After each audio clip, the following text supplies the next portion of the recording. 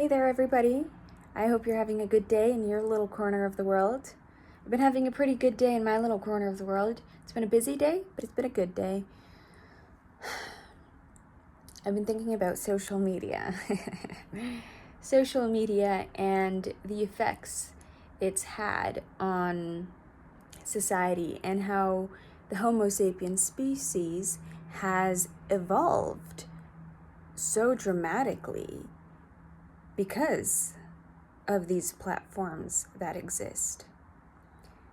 300,000 years ago, we had no way of communicating with each other in the speed that we have now, like with the speed that we have now. We can talk to somebody else in real time, somebody that lives 7,000 miles away from you. You can talk to them live through platforms like WhatsApp or through the phone, right? Through calling them, through FaceTime. And you can also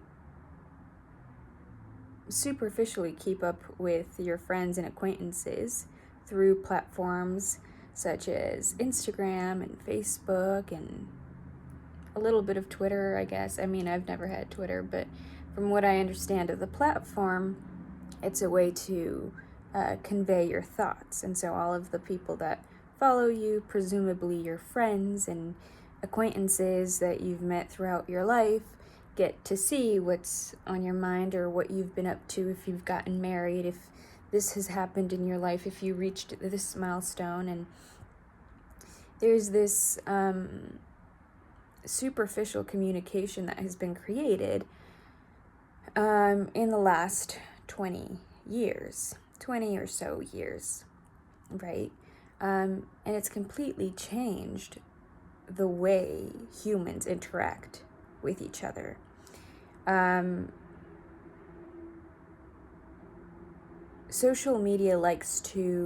All social media platforms like to say that they are helping to connect people around the world and keep those connections live.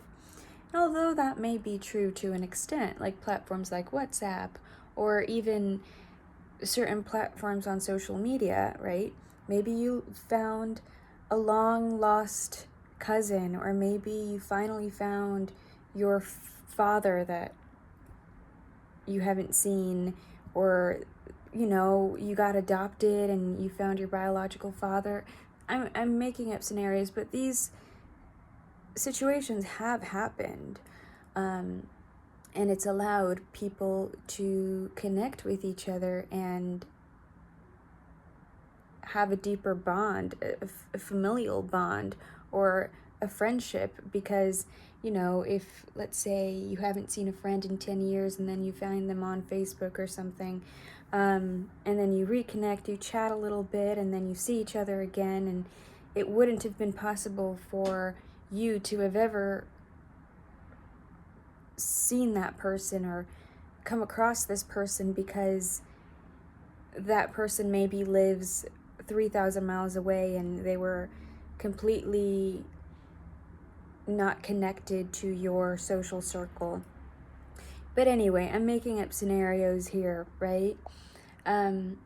It's allowed people to a certain extent, forge those connections or rekindle those connections that have been lost. But I feel like that's in the minority. Those scenarios, those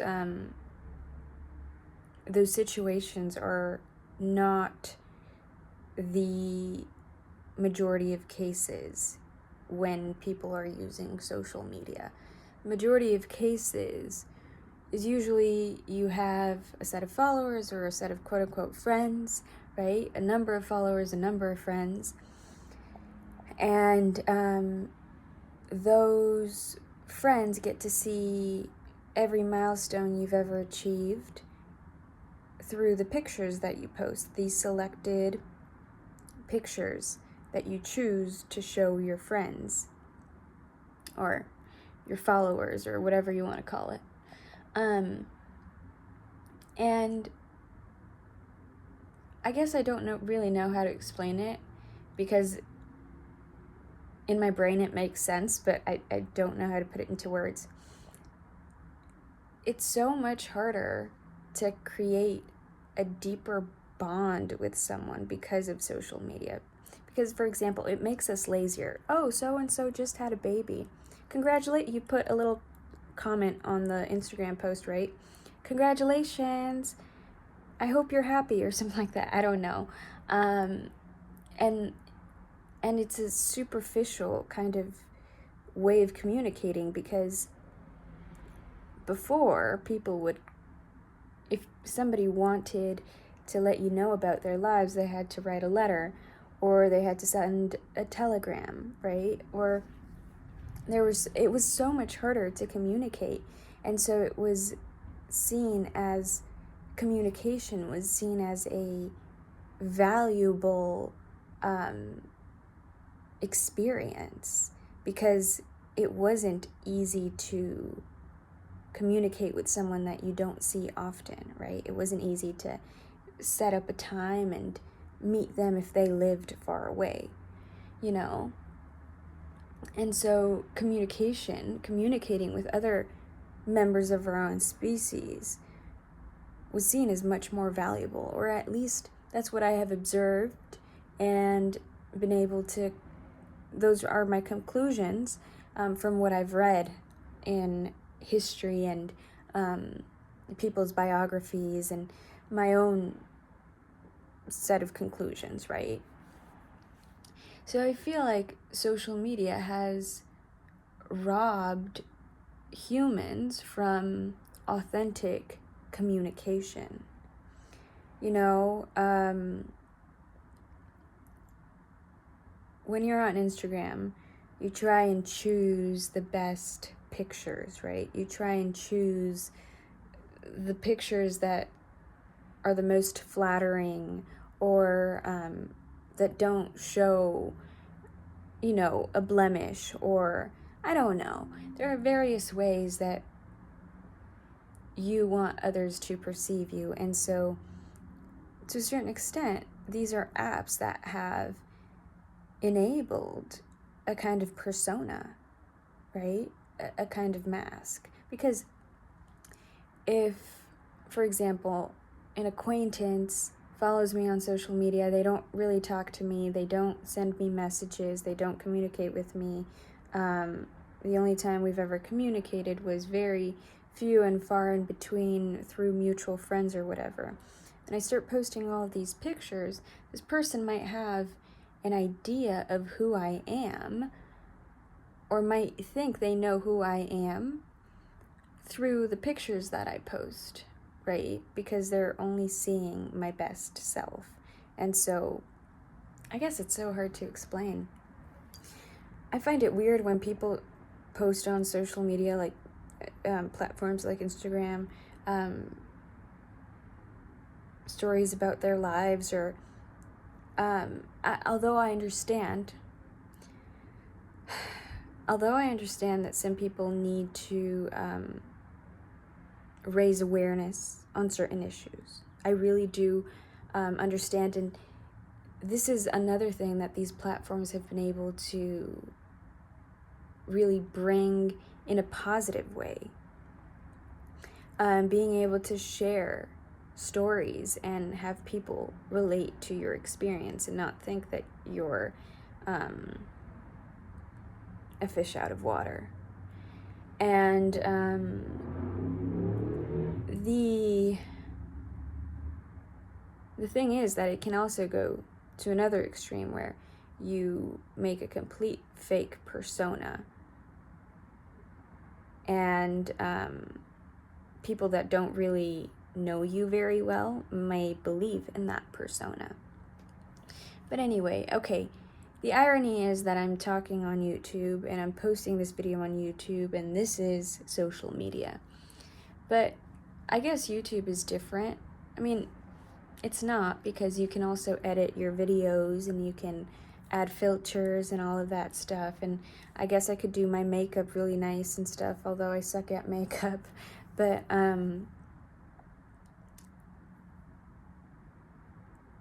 there's a possibility of filtering yourself through YouTube, but there's also another doorway to just express your thoughts and express who you are as authentically as you can without editing. Or, of course, I do edit versions of myself on the camera, and that's not consciously. I would say it's more unconsciously, because for me, it's a very strange experience to talk in front of a camera, and so I really can't wrap my head around the fact that other people watch my videos. Like, I really cannot wrap my head around that. It's just a trip that there are other humans, other members of my own species, that are actually watching me and actually taking the time to listen to my thoughts. It's freaking crazy to me. And it's a trip. It really is. But what I'm trying to get at is that I feel, this is my opinion and this is my perspective, and I don't claim to be wise or understand something better than the rest, but I do feel like I can express myself more authentically through these video formats. Like, I can just talk without editing, without filtering, without worrying about how I look. It's just talking. And the people who are meant to connect with my videos and meant to listen to something that I have to say will come across my channels, come across my videos and watch them and maybe relate to something that I say, or maybe that helps somebody on their journey, or maybe it doesn't and makes them think differently about life and whatever it is. But I don't feel like platforms like Instagram and Facebook and all of these other TikToks and stuff like that, there are so many now, so many different forms of social media. I think it's really easy to filter yourself and create a persona. And I think that's a pity. I really do think that's a pity, because being unique is so beautiful. Like, I love humans. I really do, because every human being that I meet is just a beautiful universe, like a completely different world, a completely different way of seeing the world that is unique and that will never exist in this lifetime. And yes, there may be parallels. I may share certain thoughts or ideas with the other person, but there are versions of another human being that are so unique to that other human being and that will never be replicated again. And consciousness will only live and experience that kind of lens for once in its, I was going to say lifetime, but I guess it's not really a lifetime, but it's too hard to explain. It's like only once. It's only going to experience it once. It's crazy to me. I love to see the uniqueness of humans and what makes them them, and I find it so sad that social media kind of sterilizes you, right? Where you have to have certain milestones that everybody is expected to have, or reach certain milestones that everybody is expected to reach in their lives, instead of creating your own life and figuring out what you really want in your life and not feeling pressured by society. So I feel like social media is, because people have been feeling pressured by society since the beginning of time, since we created these capitalistic, and it predates capitalism. We can go back to mercantilism, right? And I guess it started there, or it seems to have started there, but we've always had a number of pressures to conform, but I guess social media is a more public app that pressures you to conform and think a certain way. And I think that's very sad, because I think the human experience is so beautiful, the unique human experience. The fact that I will meet every human being that I meet, I will never meet someone like that in my lifetime. And it just blows my mind. I guess I'm going on a ramble here, and I'm sorry. It's really hard to express myself in words. It makes sense in my brain. Just can't express myself very well. But I hope you have a great day and a great journey. Remember to stay true to yourself, because that's where your beauty comes from. The right people will gravitate towards you. The right people will love your fragrance. You know, a flower just opens and blooms, and it doesn't ask the bees or the hummingbirds, please pollinate me, please, please. No, it just opens, and it's fragrant. You know, it's this fragrant flower, and its own fragrance, its own beingness attracts the bees and the hummingbirds. And that is your essence. Your own essence will attract the right people in your lives, the right humans that you need for your own growth. You just need to be yourself and true to yourself. I need to remind myself that too, because I suck at that sometimes, many times actually, but trying my best here. So I wish you all the best. Stay fragrant, stay true, and stay you. I just made that up, and I'm proud of myself. Okay, so peace and love. Bye.